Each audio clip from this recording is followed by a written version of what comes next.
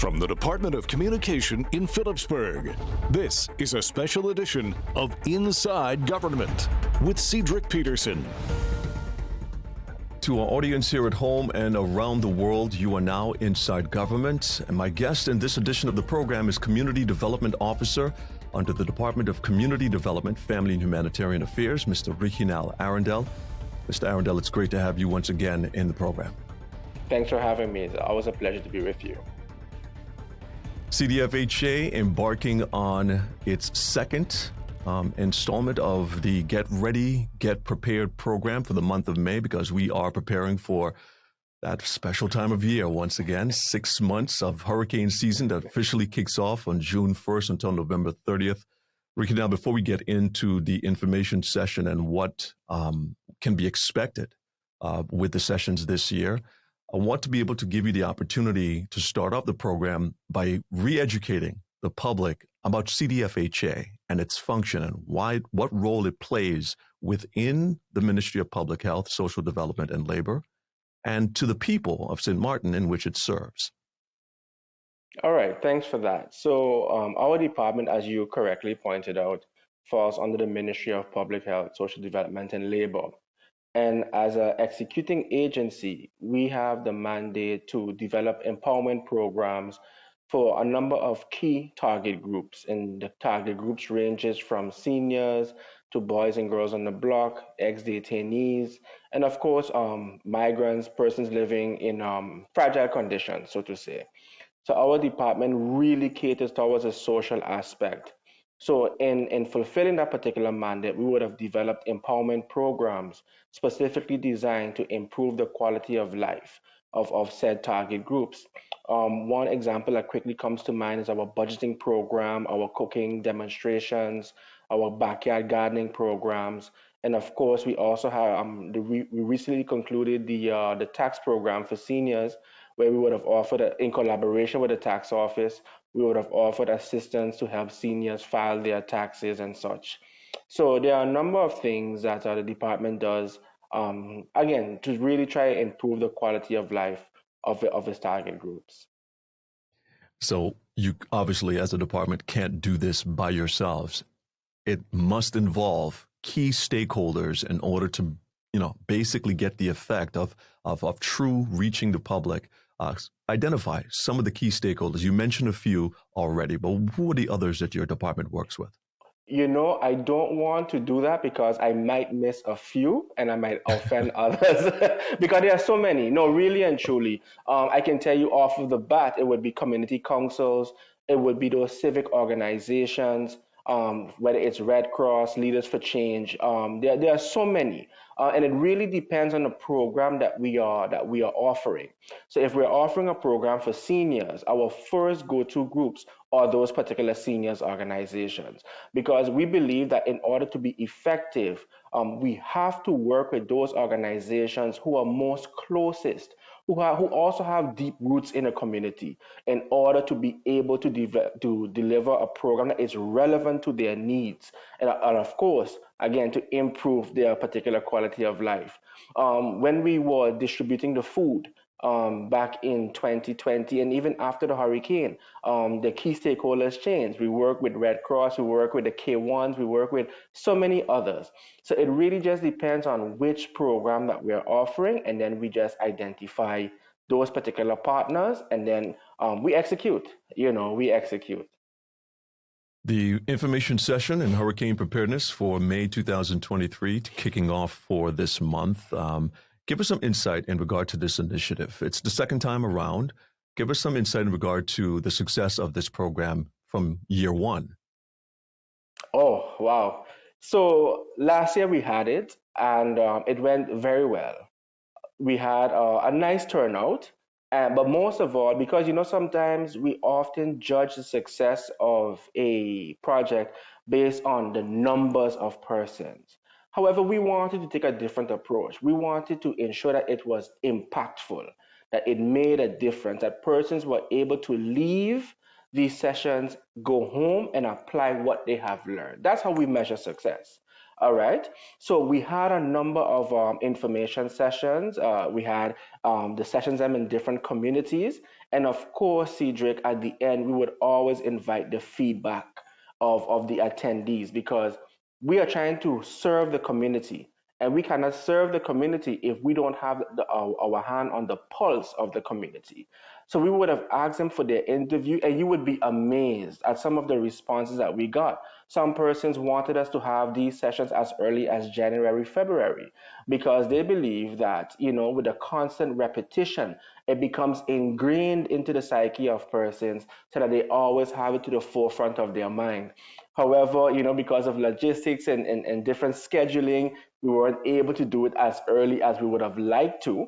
But nonetheless, we do believe that offering it again, hoping to reach whether it's the same persons or new faces this year, that the information will spread, the information will be appreciated, and most of all, it will be applied.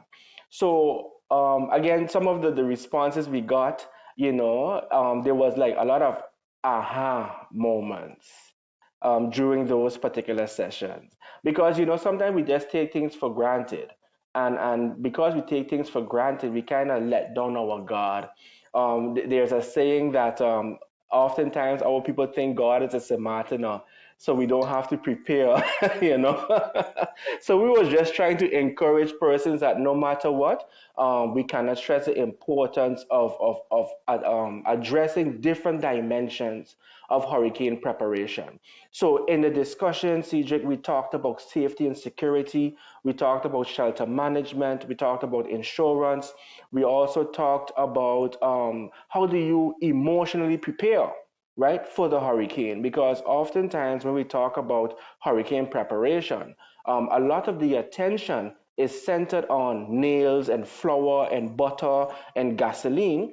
But how does one emotionally prepare? Because we were surprised to know that many persons were so stressed out even before the arrival of the hurricanes Irma and Maria because of the constant bombardment of information from questionable sources, for example.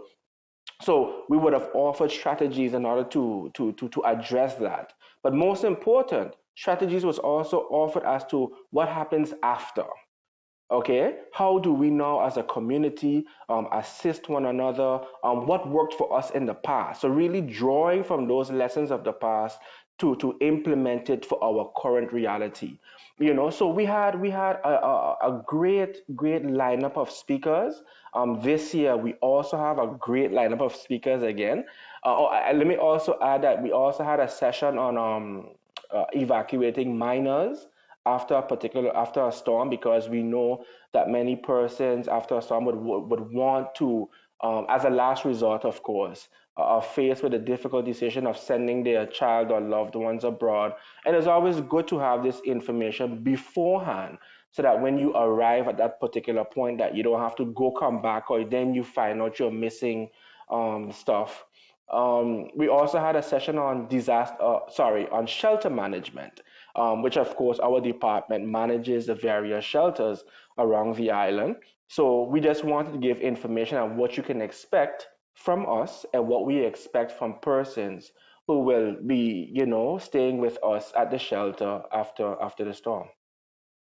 Community Development Officer under the Department of CDFHA, that's Community Development, Family and Humanitarian Affairs, a department under the Ministry of Public Health, Social Development and Labor, Mr. Riegnald Arrindell, speaking to us about the upcoming sessions, hurricane preparedness sessions. Get ready, get prepared, so that you can be ready for the hurricane season 2023. Our conversation with Mr. Riegnald continues right after these public service announcements. Stay tuned. During the hurricane season, a potential tropical cyclone can produce rainfall that can cause flash flooding and rock falls. Residents in areas prone to flooding or near the coast should make the necessary preparations to protect life and property. Stay away from flood-prone areas during heavy rainfall, such as L.B. Scott Road from Emilio Wilson Park until Cake House Supermarket, Zaker's Gut from Petro Plus gas station until the Seventh-day Adventist Church, Welka-Laken Road in Cahill from Welka-Laken Road Roundabout until the One-Tete Loke Roundabout. Beacon Hill Road from Sunset Bar and Grill until the beginning of White Sands Road. Rhine Road, also known as Mullet Bay Road, after Sonesta Maho Beach Hotel, to the entrance of Kupakoy from the intersection of University Drive until the intersection of Rio Grande. For more information on how you can keep yourself and your family safe this hurricane season, visit stmartingov.org/hurricane. This public service announcement is brought to you by the government of St. Martin. If you're just joining us, thank you for tuning in to the program. I'm speaking to Community Development Officer Mr. Riegnald Arrindell of CDFHA, Community Development, Family and Humanitarian Affairs. The department is getting ready for the May 2023 information session called Get Ready, Get Prepared, where you can get firsthand information on how to be prepared for the hurricane season this year. Riegnald, in the first segment, you started talking about the various topics, which I noticed some similarities from last year is actually going to be happening again this year. So I guess it's in line with the repetition is the mother of retention. So this is essential. I can see that happening here. One question I have for you, I noticed in your press release to the public, the word annual was missing, and it just was the second. Is it the intention for these information sessions to be annual?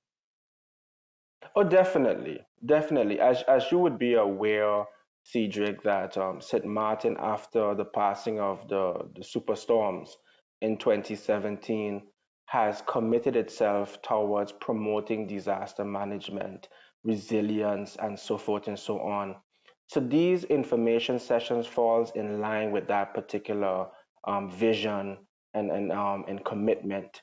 So in order for us now to assist government, in order to really get our people ready, we thought that this particular intervention could serve as a building block towards that particular effort. Of course, in the future, it will be expanded. So, for example, this year, we've also added WEAMS to the lineup, so which is the Windward Islands Emergency Services, who will be giving a short taster, rather, about CPR and first aid, because a prepared people is an empowered people, and we always want to be able to ensure that our people can respond. Even with a basic response, we think that's important. So it will definitely be something annual. And of course, we look forward to broaden it as much as possible. You would also know that our department, as part of the ESF7, we also played a role when it comes to the HUREX training. All right, the HUREX training, for those who might not be aware, is kind of a reenactment, as it were, of a disaster striking, and then of course the frontline workers have to respond in a particular way. And of course, these are just, and I don't want to stray too much, but it just again serves as a building block to show how we fit into the whole scheme of things. You would also know that persons who are informed, who are equipped, who are trained from a residential level to frontline workers, it greatly assists in the reconstruction process. You understand? Once you have communities that are able to organize and mobilize their internal resources, it really alleviates the pressure, as it were, on public services in order to clean up or to provide assistance in any sense of the word. So this is how we fit into the scheme of things. Riegnald, I just wanted to get some insight in regard to CDFHA's preparation before executing these projects. Data, of course, becomes essential. Can you give us some insight there, for example, how does CDFHA goes about preparing or collecting such data in order to be able to effectively execute projects of this kind where information sessions reach the public? Thank you so much for that question. So we utilize several methods. These include desk research, neighborhood observations, surveys, focus group discussions, and really informal interviews with key informants, right? Because we know persons in the community, they know exactly what is going on. When we've gathered this data, of course, we have to mull over it, meaning we have to analyze, categorize it, and try and make sense of it. We have to clean it up. And what's always interesting is that information literally jumps off of the pages when you learn about what the gaps and what the needs are. So let me give you an example.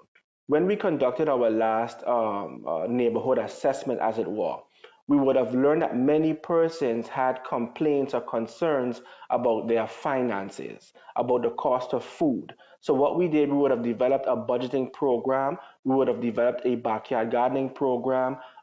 We also have in the pipeline about computer classes for seniors. That's where the filling of the taxes for seniors come into play also. So we use this data, right, in order to develop the intervention. So that's how we go about it. Another component to that is that after COVID, we saw how many persons wanted to volunteer. After the passing of Hurricanes Irma and Maria, we saw how much persons wanted to volunteer. So what we did, we went about organizing several programs, several trainings and workshops specifically for active volunteers, so that they in turn could be more effective when they are executing their particular activities. All right, so that's what we do. We always try to keep an eye on the trends and then respond accordingly. There's something coming up called CERT teams, where they would have a group of individuals who would be tasked, for example, to identify risks in a neighborhood, and again, through their own agency, develop actions and plans for their particular community. So that's what it's really about from our vantage point, you see. But the most important part is collecting data.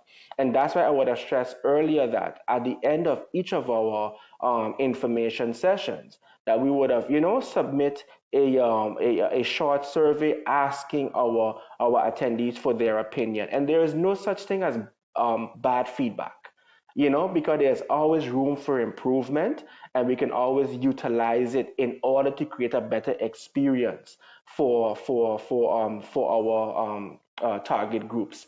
Many persons, again, coming back to the feedback that we received, talked about how much they realized that they did not know, and that's always something touching, because in the when I look in the attendance, sometimes you have young and young at heart. I'm not allowed to call anyone old, so it's young and young at heart, you understand? So it's really a mixture. And besides that, Cedric, what's also so great is that at one point, persons come in, right, maybe as acquaintances, but by the time they leave, they are full-blown conversations, because now you recognize that we are basically in this together. And you see phone numbers exchanging, you hear conversations like, well, you know what, if you need this, you can always pass by me. And you see that merging, that coming together, of different persons. And that's ultimately what it's about. So it's just not an information as such, it's what happens after that. I've been in conversations where I've heard persons say, hey, you know what, I know some seniors who live up in the hill, or I know some seniors who live by themselves. And from there, you even get even more information that you initially anticipated. So that's some of the beauty that comes out of it. And lastly, you get to engage directly with the professionals. So it's no more hearsay, it's no more guesstimations. You can ask your questions, you can get direct and relevant information. And I think that's what it's about ultimately.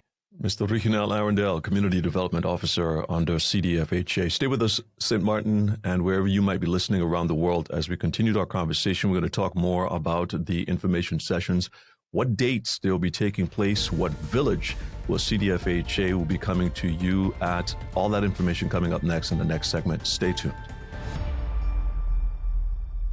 During the hurricane season, a potential tropical cyclone can produce rainfall that can cause flash flooding and rockfalls. Residents in areas prone to flooding or near the coast should make the necessary preparations to protect life and property. Stay away from flood-prone areas during heavy rainfall, such as L.B. Scott Road from Emilio Wilson Park until Cake House Supermarket, Zaker's Gut from Petro Plus gas station until the Seventh-day Adventist Church, Welka-Laken Road in Cahill from Welka-Laken Road Roundabout until the One-Tete Loke Roundabout. Beacon Hill Road from Sunset Bar and Grill until the beginning of White Sands Road. Rhine Road, also known as Mullet Bay Road, after Sonesta Maho Beach Hotel, to the entrance of Kupakoy from the intersection of University Drive until the intersection of Rio Grande. For more information on how you can keep yourself and your family safe this hurricane season, visit stmartingov.org/hurricane. This public service announcement is brought to you by the government of St. Martin.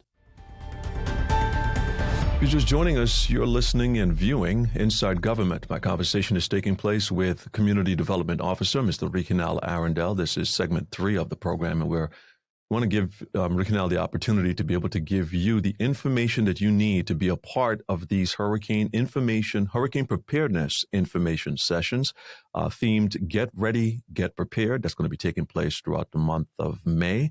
Riegnald, take it away. What can we expect time-wise? What time does this thing start? What time does it end? Please remind the public what they can expect when it comes to the various points that will be covered and the dates. Where will they be taking place? Excellent, excellent. So the information sessions will be taking place every Monday and Tuesday in the month of May. So it starts on the 8th of May, the 9th of May. We will be at the St. Peter's Community Center. The 15th and the 16th of May, we will be at the Dutch Quarter Community Center. The 22nd and the 23rd, we will be in Colby at the 7-Day Primary School. And the 29th and the 30th of May, we will be at the Sister Marie Laurent School in the gym, of course, in Middle Region. The sessions start at 6:30 and should wrap up by 8 p.m. And the reason why we split it, Cedric, is because of the number of presenters that we have. So in order to avoid information overload, we decided to split it. That way you will have 4 presentations on each evening. The presentations will be safety and security by the police department. We will have a brief introduction when it comes to CPR and first aid by WIMS, Windward Islands Emergency Services. The Court of Guardianship will be talking about evacuating minors after a storm. We have the St. Martin Foundation of Orthopedagogan. They will be talking about, emotional resilience, preparing for a storm. We also have community development that will be talking about disaster shelter management. We have Leaders for Change who will be sharing some thoughts about enhanced vulnerability capacity assessment. So that's basically identifying hazards and risk in your community and develop responses. And I feel like I'm missing one because I don't have it in front of me, but I will be forgiven. I hope I'm forgiven. But those are some. Oh, and sorry, of course, insurance, right? We will have a session on insurance, and of course, we will have a presentation by the St. Martin Met Office. Shelter management, always an issue every year. Any improvements this year? Any differences there? Well, trick question. Exactly. I'm almost tempted to say no comment, right? No, but of course, no. There are always improvements. From the moment that we're in the clear, so to say, the work doesn't stop. When it comes to trainings, when it comes to upgrading the personnel, when it comes to looking for additional volunteers, the work never stops. So we are just gaining more confidence in what we do. And of course, at the end of the day, we do not want a storm, but per adventure that we do, our personnel are more than capable of responding. And I think that's the key thing, especially when it comes to shelter management. Outside of the issues, of course, and the opportunities still exist there to improve shelter management. One of the key things I think CDFHA would always want to stress is people getting involved, volunteering, and being a part of that. If we can get more individuals to get involved and be a part of shelter management training, shelter management, how it works overall, and understanding the importance that it plays in any disaster, hurricane season, inside of it or outside of it. I think that's essential. What do you think? Oh, definitely. But just to take a step back, we would also always emphasize as much as possible that your home is your first shelter, right? So it's very important to take all of the precautionary measures to ensure that your home is safe and, of course, it is well stocked, that you will be able to go through a storm and be able to sustain yourself and your family for a number of days. We would also stress, Cedric, the importance of having a plan. Too often we as a people tend to leave things, um how you say, we don't have a plan as such. So it's when the disaster strikes, we find ourselves kind of scrambling and running all over the place, which of course can add to the anxiety, can add to the stress, which is not good for anyone. So we would also encourage persons to really, have that talk with your family members to say, well, you know what, if this happens, what are we going to do? How are we going to mobilize food, water, shelter, and so forth? It's important to have those discussions because some persons have a different idea when it comes to shelter. I think some persons have different expectations that they would come to a shelter and that is really and truly just catering to one's basic necessities.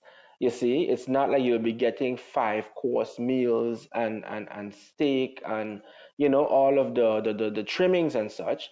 It is really temporary, really like for 72 hours, if I'm not mistaken, after a storm, unless a decision is made to open those shelters before, right? But usually it's really for persons to get temporary housing after the passing of a storm. So we cannot stress that enough. If you're living with a senior or a person with a special ability, it's good to start maybe contacting family members. It's good to start contacting organizations that cater to the specific needs of those family members. We cannot stress enough, to stock up on those essential goods, whether it is food, water, medications, hygienic products, and so forth, because you never know what you're going to get, you see. Riegnald, also, please take this opportunity to inform the general public where they can contact your department for more information in general or specific to the information sessions. Excellent. So if anyone has any questions, they can always feel free to pass by any of the community help desk. So there's a community help desk in Colby across from ACE Mega Center. There is one at the St. Peter's Community Center, and there's also one in Dutch Quarter near the former Dr. Bryson's office. And we also have a help desk in Hope Estate, right, close to the school. The phone number, you can always contact us at 520-4315. That's 520-4315. We also have a Facebook page, just Community Development, Family and Humanitarian Affairs. And they can also drop us an email at cdfha@stmartingov.org. And we'll be more than happy to answer any questions they may have. Community Development Officer under the Department of Community Development, Family and Humanitarian Affairs, a department under the Ministry of Public Health, Social Development, and Labor, Mr. Riegnald Arrindell. Mr. Arrindell, thank you once again for being a part of this edition of Inside Government. It was great having you. Thank you so much. Always a pleasure. And to our radio listeners, television viewers, and online viewers, thank you for tuning in and being a part of this edition of Inside Government. If you've missed my conversation with Mr. Arrindell, be sure to catch video on demand at the official Facebook page of the Government of St. Martin, facebook.com/SXMGOV, or the YouTube channel of the Government of St. Martin, youtube.com/Government of St. Martin. And be sure to hit that notification bell so that you can stay up to date with all programs coming out of the Department of Communication. And for audio, be sure to tune into St. Martin Gov Radio 107.9 FM throughout the course of the day to get some insightful information on how you can be prepared for the hurricane season 2023. On behalf of all of us at the Department of Communication and my colleagues at CDFHA under the Ministry of Public Health, Social Development, and Labor, I'm Cedric Peterson. Thanks you so much for tuning in.